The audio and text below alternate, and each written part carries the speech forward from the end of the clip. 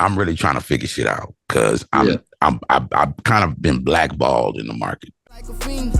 Ain't no I ain't team, so let everybody switch. Just that where you at. I'd rather shoot you in the face before I stab you in the back. I'd rather speak straight facts and get straight to the stacks. Cause every loss that I took, I got it right back. You went against the grain and I found out. Hard times and true colors show me what you bout. And I get it out the mud even in the drought. Never worry about the next and never go without. Cause I stand on all 10 and never bow down. Leveled up and started getting money out of town. The closest one to you be the one. Wow. Welcome to another episode of the Straight Facts Podcast, where we speak straight facts, nothing but the facts. And today, I mean, look, man, we got a Louisiana legend, man. I'm gonna let him introduce himself, man. I go by the name of DJ Lex, man. I've been doing radio since 1996. Yeah. You know what I'm saying? Started doing the clubs around that time as well. Well, no. Yeah. We gonna get into that. We're gonna get into that. First, I just want to say, man, appreciate you for taking the time out, man. You just got off, you know what I'm saying, your show and hopped on mine. And so I just appreciate that, man. It's all good, bro. So, for real. But what's good with Lex, man? What you been up to, man? Because you've been off the scene for a while. Right. You know what I'm saying? Then they pop up with the Nightcaps reunion. Right. And then everybody, the internet is, you can't do the Nightcaps reunion without Lex. Right. So they bring Lex out of retirement. Where you been at, man? This is what I'll say. I'll say this. To people who was looking for me in the club, I've been off the scene. But as far as what I'm doing now, it took all that time to kind of build what I'm building right now, and it's all about what you see on this shirt. Matter of fact, that's me playing in the background. So let me explain to what I was up to during all that time. So 2020, I decided, this is before COVID kicked off. Now this is like Mardi Gras time. I had an idea. Well, first of all, let me start here. Let's start at 2019. Yeah. It was an event I did in Jennings, I believe, where a young man lost his life. Okay. And I'm not gonna lie to you, bro, that fucked with me. They killed him right there inside the place where I was DJing at. And me, my girl was there, was kids there. You know what I'm saying? By the end of the night, it's me and the body in the building. Because I don't know what to do. My equipment in there, I don't, you know what I'm saying? Right. I can't help him. It's really looking bad for him. And that kind of just had me rethinking shit. Like, man, what the fuck? This wasn't supposed to happen like this. But if this way it's headed, I need to pivot. You know what I'm saying? And doing the clubs, what people don't know, it take up a lot of time as far as like, if that's all you focused on is getting booked, you putting your life in other people's hands, where it's in promoters' hands or club owners' hands.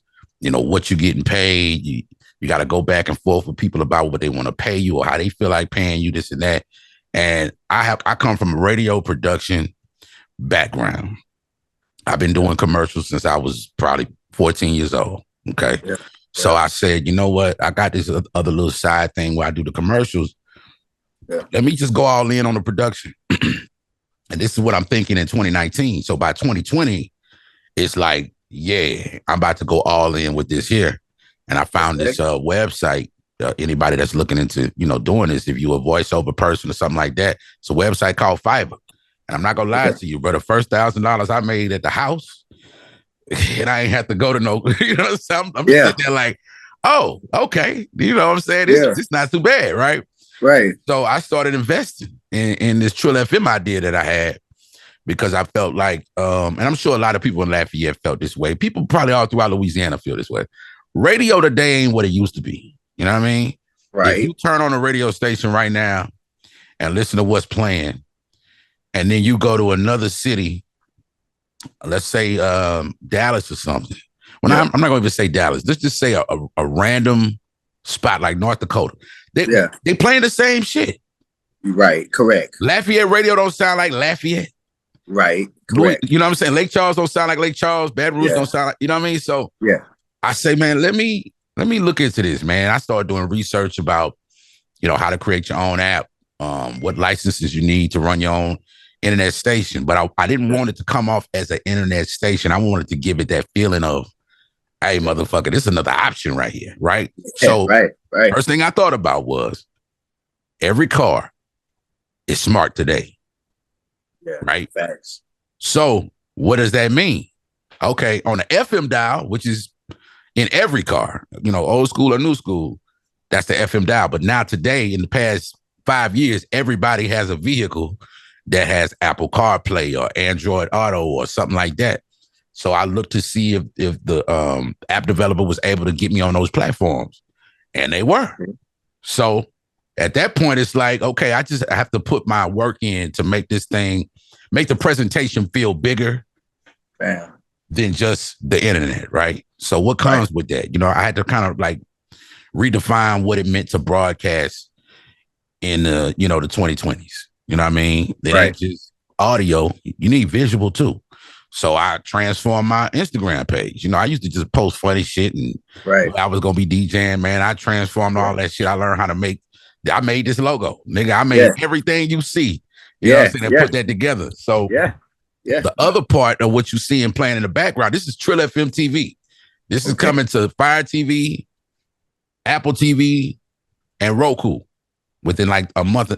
I'll say about a month or two. This is the stream right here. You can experience Trill FM TV on the mobile app. So my whole idea with Trill FM is a multimedia experience. So if you go to the app, there's a tab that says radio. It's all clean, right? Trill FM TV, that's your uncut. You dig what I'm saying? But we could go clean too. You know what I'm saying? We still working out the kinks on that. But it gives the artists, the local artists or the independent artists, a way in. You know what I'm saying? Right. My social media pages, I'm going to say all together, if I had to combine them numbers wise, we probably looking at about 100,000. Yeah.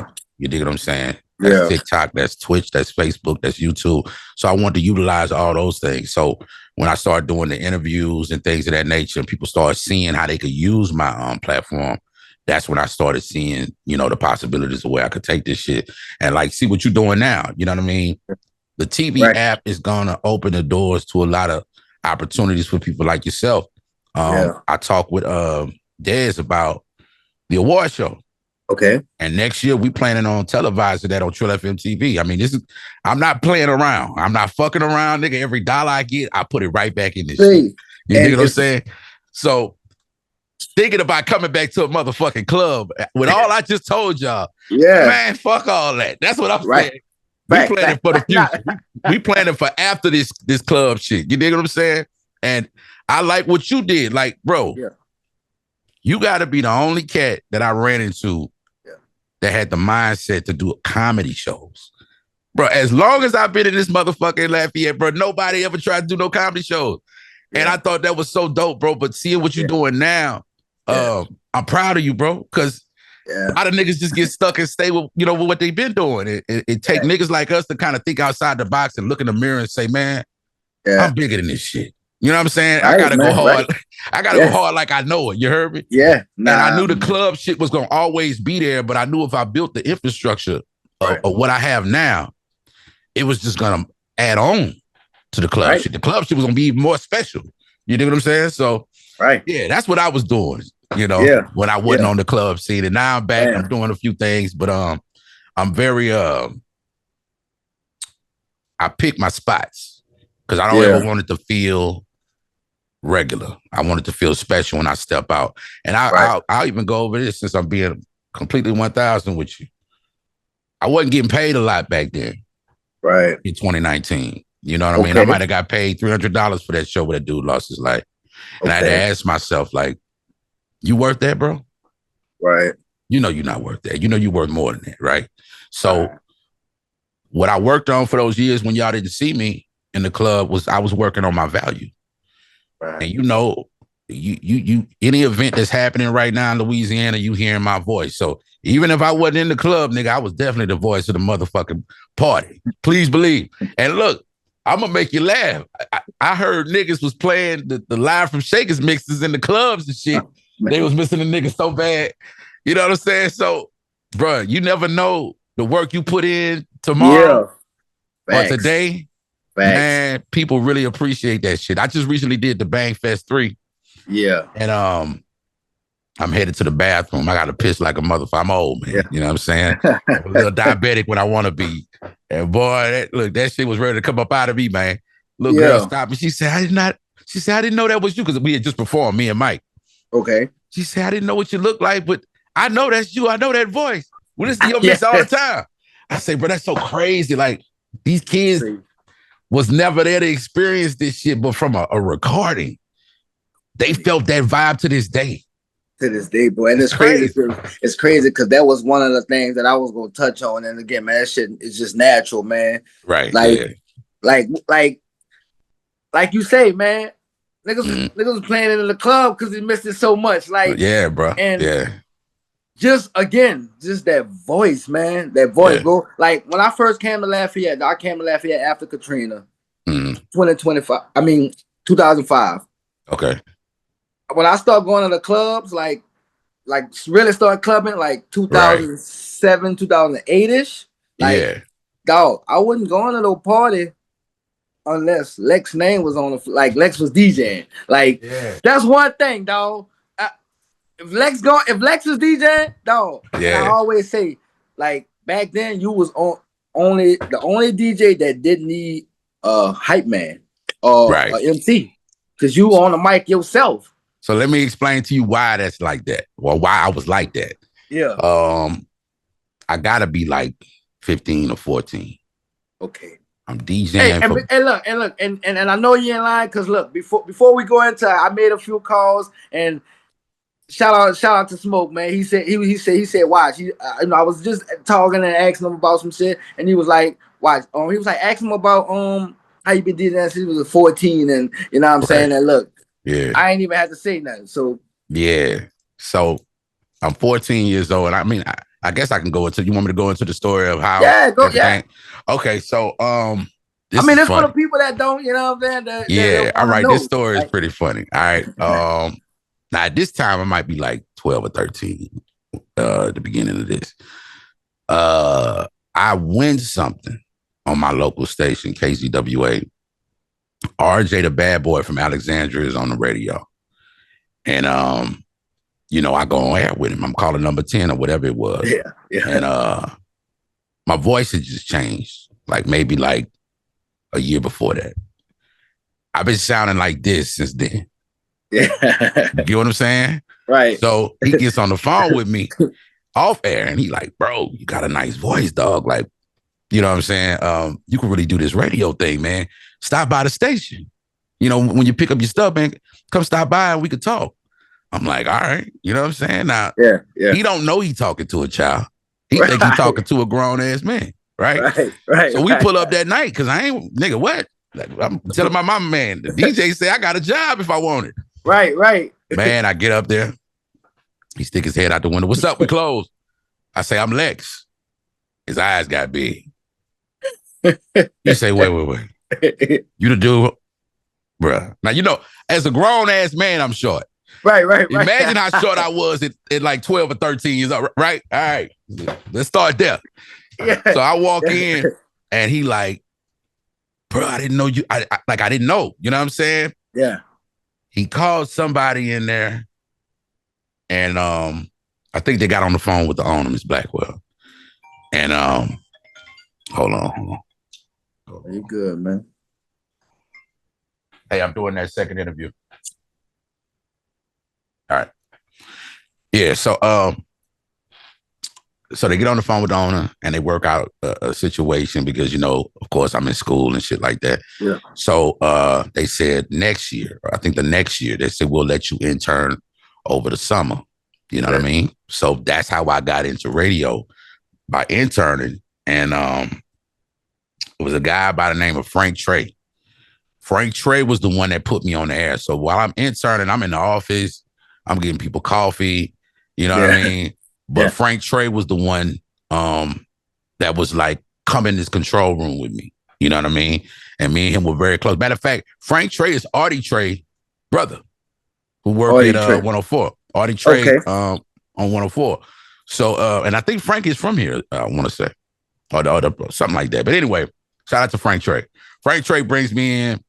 We click, you know what I mean? Older cat, but like he was just as young as I was, you know what I mean? Like older cat, full of energy.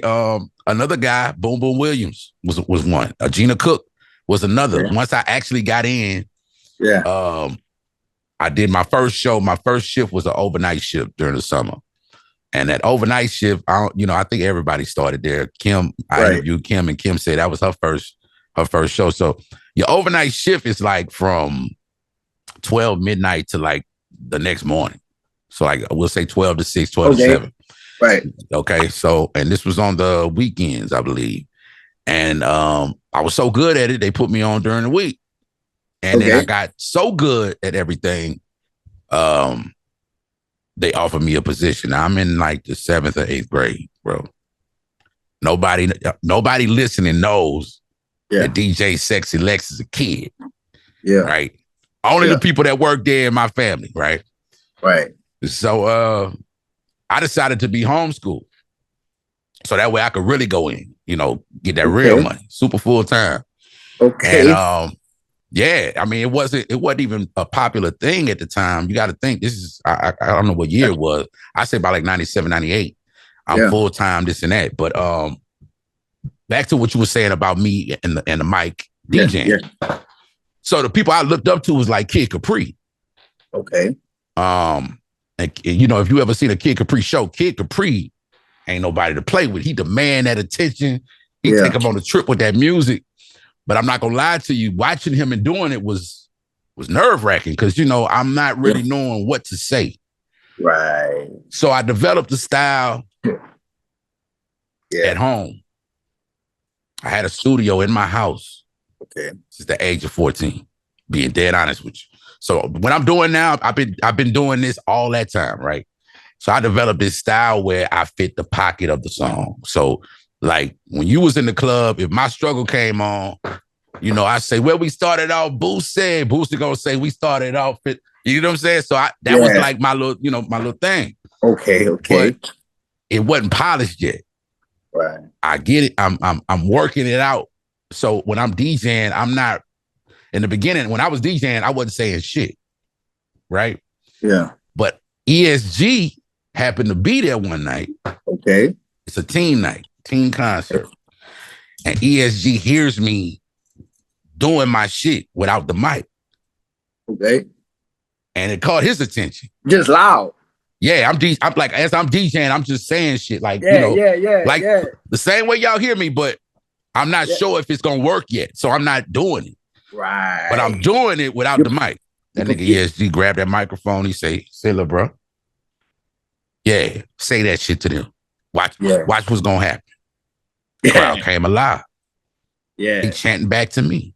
You know what I'm saying? Because I'm finding those spots. This is old H-Town, nigga. Rec Shop Records. Like, this is that. You know what I'm saying? And look, the guy that got me into doing the DJing like that, I forgot to mention his name, was DJ Double S. Double S heard me on the radio and was like, I can show you how to make some real money. I thought the nigga was talking about something else. I'm like, bro, I ain't trying to do that, dog. Like, right. This nigga had a big wad of money and shit. I'm thinking this whole street nigga, bro, trying to get me. Right. So he say, man, meet me at this spot this weekend. And he showed me his equipment and shit. Right. I'm like, oh, you a DJ? And he was doing like the teen dances, teen parties, the clubs, and shit like that. And Double S was the reason I learned how to DJ in the first place, because being a DJ on the radio is not the same thing as DJing a party. You know what I'm saying? Like being on the radio is more about personality and news and information. And, DJing in the club is like, you got to really have your ear to the ground and know what's going on. Because I'm going to be honest with you, just because it's hot on the radio or it's hot on Billboard, Lafayette, Lake Charles, Baton Rouge, New Orleans. Yeah. We funny, bro. Louisiana funny, boy. Funny. Nigga, you could be Trey Songz. Man, Trey Songz tonight. But if Chris Hardware across the street, Trey gonna have a rough night, my nigga. Man, they gonna fuck with Chris. Like, and just to say, no knock to Lil Baby and them, but look what happened just with Lil Baby and them. Like they try to, try to come to a concert and you got to cancel it because again, it's a funny market just because you. Right. Yeah. I learned Lafayette was very like what I did in Lake Charles. That's a span of a lot of years, right? So even before I even come to Lafayette, I'm already getting a taste of the life that I end up experiencing here in Lafayette, right? So you from Lake Charles? I'm from Lake Charles, and once it was announced I was a kid, and at that point it was like, nigga, you gotta understand, my whole life changed after that, man. Like I could actually tell people at school, like, you know what I mean? Because I was in school for part of this, and then like around, I want to say 8th grade. Yeah, 8th grade, I decided to be homeschooled, so I didn't go to your typical. I was at the high schools, but I wasn't like in class or anything like that. Some funny stories with that. I almost got in trouble at Washington Marion because I wasn't dressed out. I'm doing some shit for the radio station, and a lady come grab me talking about why you not dressed out. Come with me. I'm in the principal's office. I'm like, ma'am, I'm Lex. I'm the DJ here to cover the high school game. But where was I, bro? I lost my train of thought. Where was I? We was talking about the markets. So, Lafayette,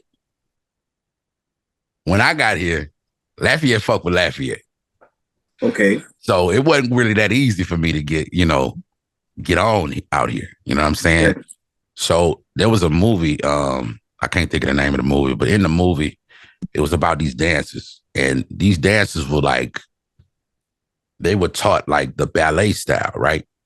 Mm-hmm. But they moved to New York, and when they got to New York, they found out breakdancing was like the shit. You know what I'm saying? So they was about to battle with this other squad, so they had to go to every club and like sit there and watch and learn and this and that and third.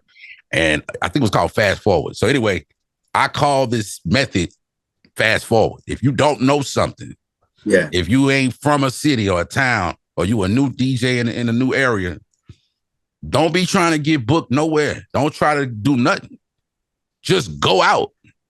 I went out for a year straight. I was at every house party, every trail ride, every club. I was in the B. I started learning like, oh, this ain't just Lafayette. All this shit is kind of, one thing, right? So Opelousas, Opelousas was last. It was a girl named Chatra Carter. Was like, hey man, I want you to come with me to this spot. I think you'd like it. We pull up there, bro, and it's the Delta Grand. I remember I worked for Bobby when I was in Lake Charles as a kid. Right. So when I walk in, I see Bobby. I'm like, oh shit. It's my dog right here. You know what I'm saying? Like, what you doing out here? I said, man, I've been out here, but when you don't know nothing, when you don't know what's going on, you got to move around to find. So that's how I met Kim. Kim was the first person I met.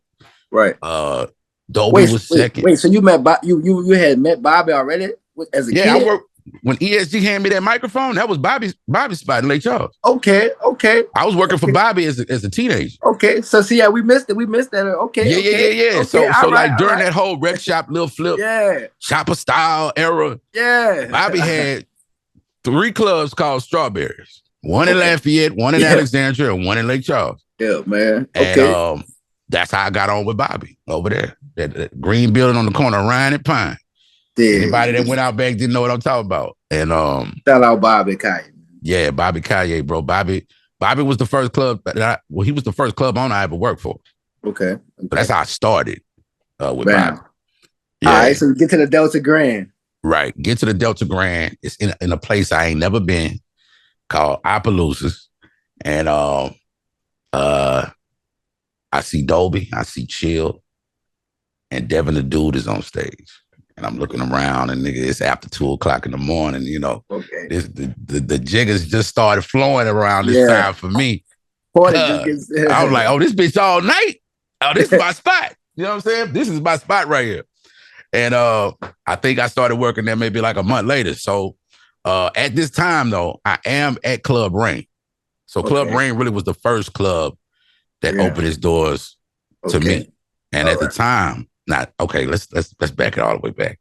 All right. The Club Rain origins of Lex, right? Yes. And for some of the new people who don't know what Rain is, that's Shakers. All right. So Club Rain, before Shakers was Shakers, it was called Club Rain. Yeah. Because I missed it when it was Rain. That's a whole nother. I was like I said, I was 07. I was high school. 08. Right. I was, you know what I'm saying. So yeah, I miss Rain. Yeah, man. So okay, Club Rain. I can't tell you the year because it's all a blur right now. Yeah. Funny story about Club Rain. When Jason first opened the club, I'm working at Hot 107.9 in Lafayette. That was my first station in Lafayette, right? And the sales girl comes to me and was like, "Hey, man, I got this account, Club Rain. I don't know how to write a damn club commercial. Can you help me out?" I actually produced the very first commercial for Club Rain. Now, at this time, it wasn't black. It was white. Right. It was a white club. Okay. And I don't even think Jason knows that. But I was the person that produced the very first Club Rain commercial ever. Yeah. Right. Okay. This is right when they were getting ready to open. And after that, some years later, Chill got a Thursday night over there. I don't know how I got in, but I think we was just going out. Somehow I ended up talking with Jason. He say, "I'll give you a shot." So Dobie's there at this time as well. So Thursday nights is the main night for Club Rain. There is no Saturday night. Okay. I'm the third. I'm third string. So it's between Dobie and Chill and how they feel if they want me to get on. Okay. Yeah. I want to say I don't think I worked. I don't think I got to DJ for real until like a couple of weeks in. I say once they seen I kind of knew what I was doing, and it stayed like that for a couple of months. I'm gonna be honest with you because they were the main two. I was just the black dude on the white station, which I learned later. 107.9 was a hip hop station, but it wasn't really. It wasn't what 95 was. You know what I'm saying? Right. So so I had to work through that. You know what I mean? Right. Met some people like Wo Chi. I met Wo Chi. I'm trying to think. Big Boom and Two Throat. I want to say I met them kind of later because by the time I met them, they already had a Big Fine Country Girl. I'm in Nightcaps at that time too. I want to say so. That's kind of way later. But anyway, all right. I'm gonna break down to you how Saturday night started happening downtown. Yeah. It was some AKAs. Okay. That wanted to they wanted me to do their step show. Okay. Where they got around, bro, they got this dude on the radio. He real cold with production. So I'm putting a step show together, and the effects and all this other. They loving me, right? And there's a girl named Carla Sonia, who she done been on TV shows on CBS and all kind of shit. She's doing her thing out there in LA. But she said, "You gonna DJ our party." It was a Halloween party. Yeah. And I'll never forget it. It was on a Saturday night. And my nigga, I rocked that bitch so hard. Jason was like, "Man, we open the next Saturday." That's what kicked it off, bro. Thursday nights was the biggest night. Yeah. By time, bro, the second, third week came around, nigga, Saturday nights was it. You know what I'm saying? And that's how Saturday nights downtown started with yours truly. You know what I'm saying? Yeah. And then over time, over the years, bro, that style really, Lafayette embraced my style of DJing real quick once I was able to get in front of them. Yeah. And how I knew it was something special, I'd be in the mall and people would be saying the shit I'd be saying in the club to me. So I'm like, oh, they remember this shit. This nigga, you know what I'm saying? So that's how all that started. And salute to all the MCs that's out now, bro. Yeah, everybody always telling me, man, they be saying your shit. But you know what I say to that, bro? We all had to start somewhere. And I'm honored. I'm honored by all of them that I mattered that much. Yeah. To where they still holding a lot of what I do alive. But like you said, the DJ MC thing, you don't really see that often anymore. But back in the day, that's what everybody did. You know what I'm saying? So it didn't feel that different to me. But once I got here and realized, oh, Dobie don't like to talk. Okay, well, I'll hold it down. You know what I'm saying? Or, Chill would get on there every now and then, but like me and Chill really vibe together with Nightcaps, bro. That was like, facts. Nobody could fuck with us, cuz me and like anytime you put us three around each other, it's like you're gonna get what you're gonna get, and it's gonna be the shit. You know what I mean? Shit, man. Yeah, bro. But let me let you get a question in, because I'm just rambling, man. Look, I ain't look. That's like I told. That's the thing. I ain't gotta ask you. I took y'all on a trip just now. Yeah, you got everything. I was gonna go in. But look, let's get into this. Look, since we on Rain and Shake Us, you know what I'm saying? So, Lord, man, we can't do this without talking about the Ratchet Crew. Okay, so let's start there. The Ratchet Crew, man. How that started. What is the Ratchet Crew, and who's like the members of it? So the Ratchet Crew started off in phases. So, and I could tell this story. My girl might kill me, but the Ratchet Crew started off in phases. So, first person I met was Shantae. And then the second person that I would say was in the group was Cosell's. Now, we wasn't calling ourselves anything because I wasn't really hanging with him. I just would see him around. Right. And what really got my attention was the girl that would be with him. Her name, and she married now, but her name is Michelle. Michelle Sonia, right? So I'm trying to shoot my shot at Michelle, okay? Right. Then later on, I meet a girl named Marquis. What? Right. I shot my shot at Marquis. Now, they gotta understand. I don't know everybody yet. You feel me? Right. I don't know. They know each other. Right. So I'm talking to Michelle. I'm talking to Watts. And then one day they both pull up at the club together. And Michelle was like, "You bitch, you been talking to my friend." Like, and if you know Michelle, she was slick. She was slick at the mouth with it, bro. So yeah, it didn't work out with me and Michelle, but we still friends to this day.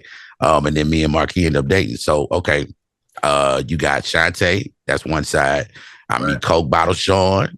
Right. I meet a girl named Erica. I got my homegirl Naquita from back home. She living out here too.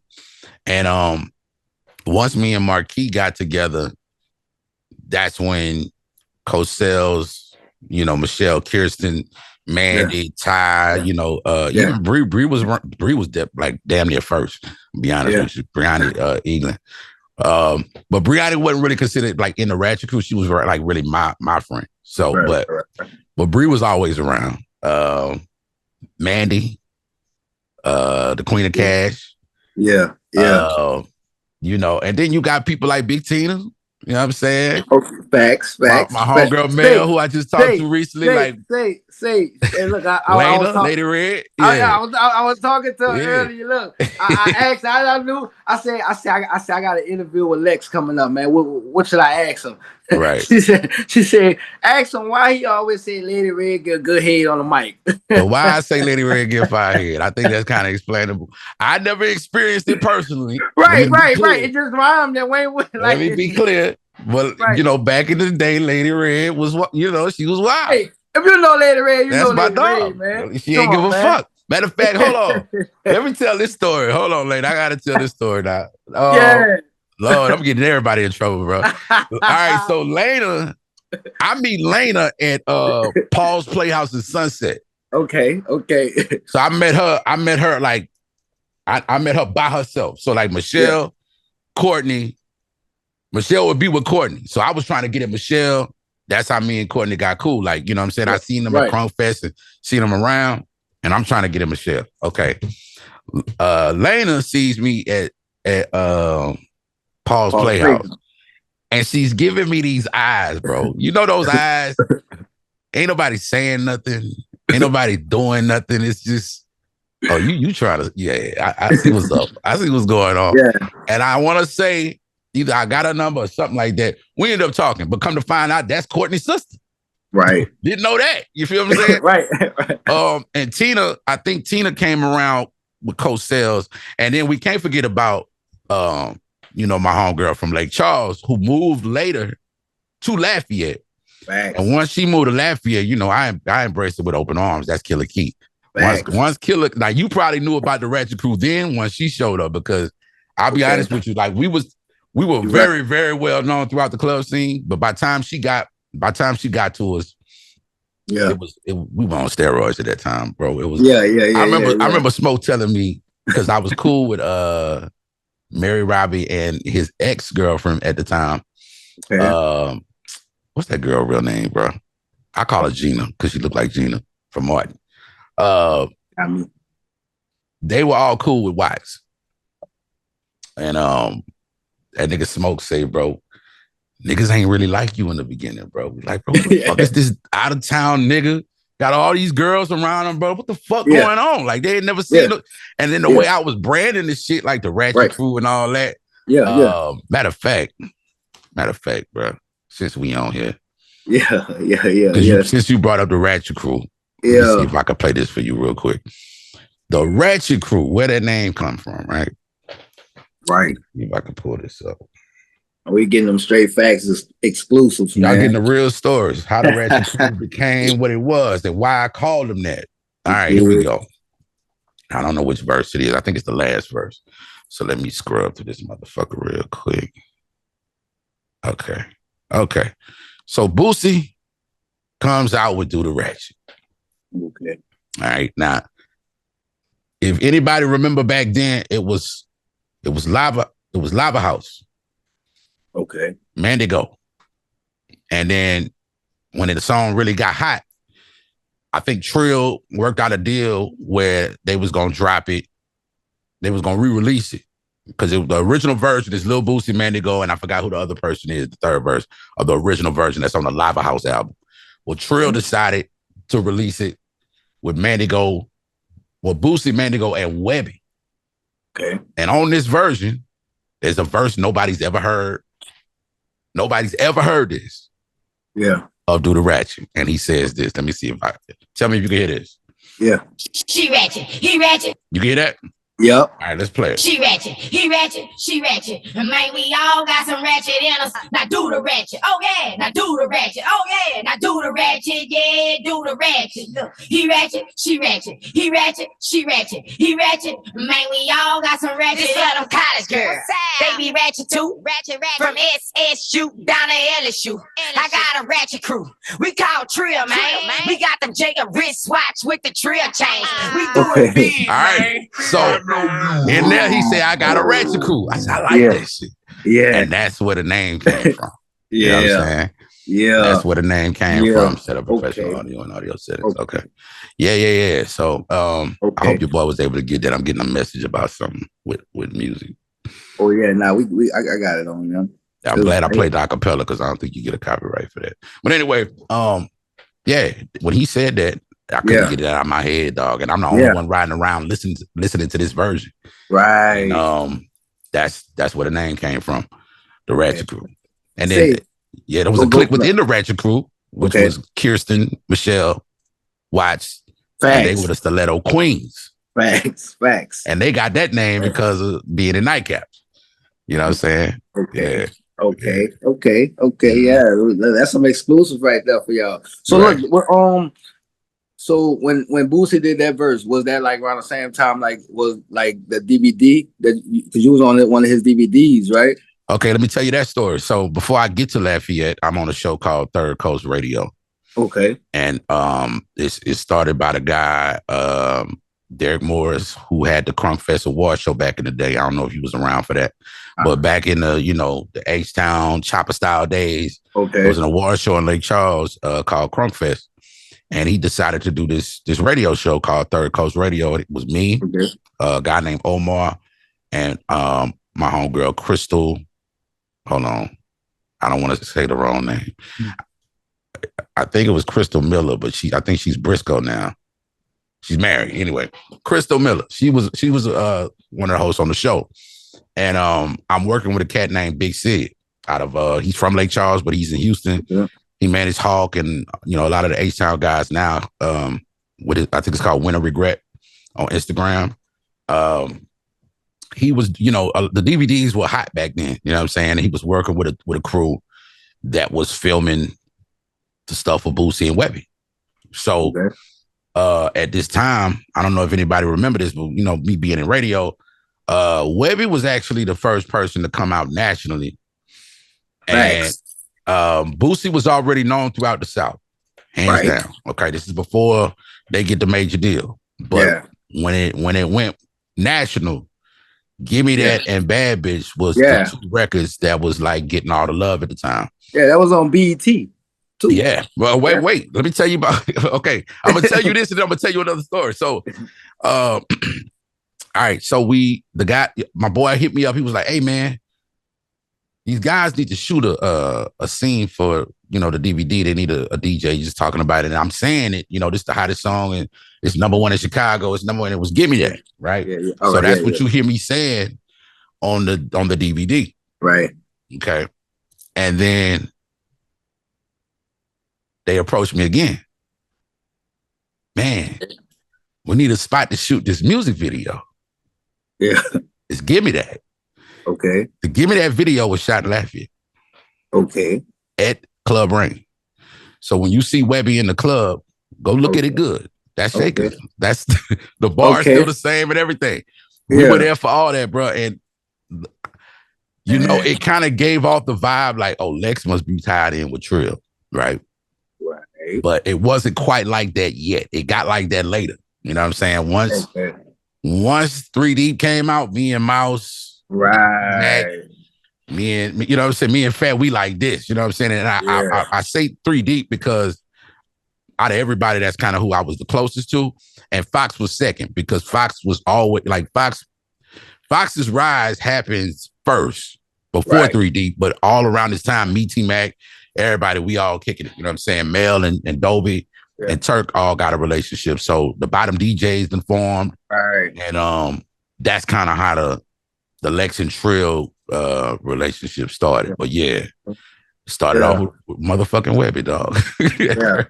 That's what's up, man. And who named me the Lord Man was Webby. The Lord Man. Come on, man. Because every time they come to the Delta, come on, man. Every time they come to the Delta, they be like, man, tell the Lord Man to give me the mic. They ain't know my name. Right. But I was always saying Lord. Right. And I don't start calling myself that until okay, it's another crazy story. Yeah. So remember I told you I've been doing commercials all this time, right? So I was cutting commercials for the Delta Grand. I was cutting commercials for other clubs. And even though I wasn't on Q95.5, they still ran them. Okay. And Shakers, Club Rain commercials was on Q95.5, right? Right. And there was no issue until I'm not gonna say her name, but there was another program director that entered the market. Okay. And she wasn't with it.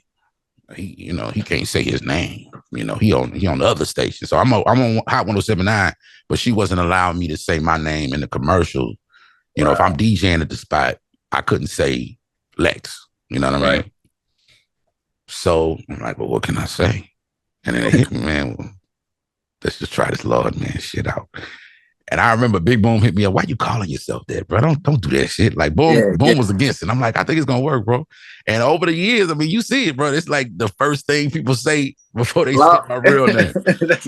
Hold on, man. They say it, bro. That's your name, the Lord, man. Like that. Let me text these people real quick. I'm doing an interview. Hold on. Oh, yeah, nah, man, you good, man. Like I said, man, you done took all the questions that that I really had, dog. Yeah, bro. For real, man. This was a good one. But I ain't gonna hold you, bro. I know it's people probably wondering. They got doing all these reunions. But will there be a Shakers reunion or a Club Rain reunion? Here's the thing, man. In order to do a Shakers reunion, you got to go talk to Jason Rubino, man. Right. And that's only right. You know what I'm saying? Right.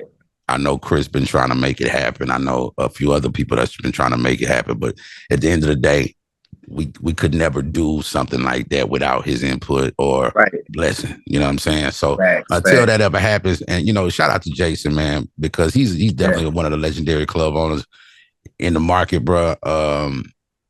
you know, I don't know if anybody's ever given him his flowers. You know what I'm saying? We talk about Bobby all the time, and Bobby's legacy goes well past before I even get in Lafayette. But Jason Rubino, I gotta admit, man, and everybody should. Like he is the reason colored folk love downtown so much. You know what I'm saying? Because at that time he was the only game in town downtown for black folks, as far as like, you know, that's something that was geared towards us, man. A lot of people worked for him, a lot of ups and downs, but bro, that last run we had, bro. Yeah. Let me tell you something. Yeah, I'm gonna tell you this story. Before we get into it too, I'm gonna tell that nigga Spiff to hit him up too, man. Tell him let's make this. Oh, it's gonna happen. I believe it's gonna happen. You know what I'm saying? But like I said, it can't happen without his blessing. Hold on, that's Chris Bernard. Hold on. We got the interviews lined up, huh? Hey, Chris, I'm about to. You can send it that way, bro. Me and Easy still doing the interview. All right. So, what I was saying, but yeah. So that last run of Shakers, that's from 2014 to 2017. Yeah. And tell you how that came to be. Before that, I don't think me and Jason was on good terms. Before that, matter of fact, I think he fired me or some shit. Something like that. So I'm gonna say like 2013. I'm really trying to figure shit out because I've kind of been blackballed in the market. You know what I'm saying? Club Bed wouldn't hire me. Nobody wanted to fuck with me, right? So I go back home and had a little run there. You know what I'm saying? I'm in Lake Charles. Yeah.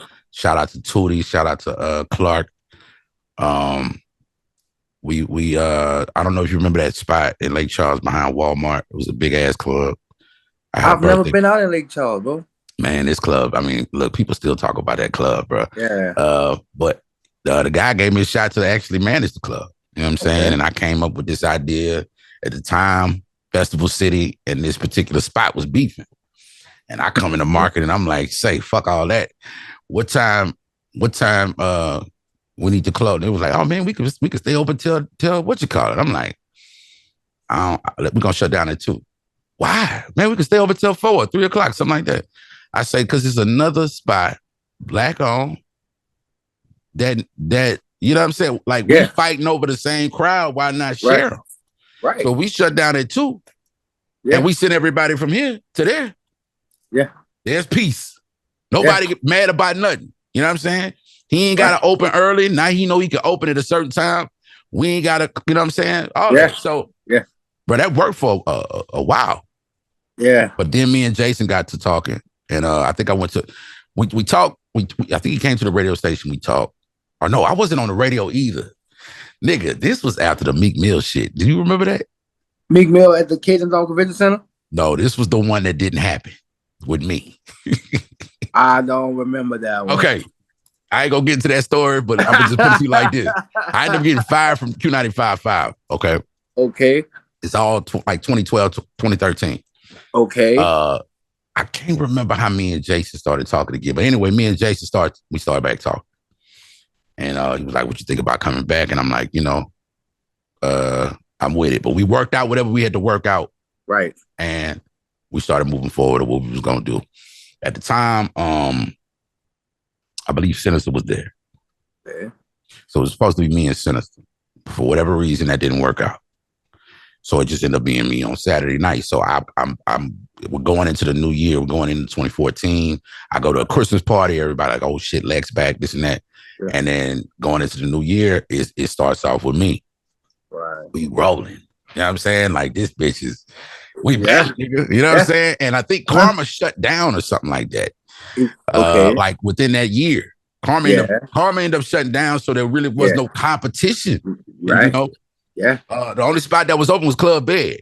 Yeah. And, I think, you know, that it was rolling like that. So nigga, we rolling. Yeah.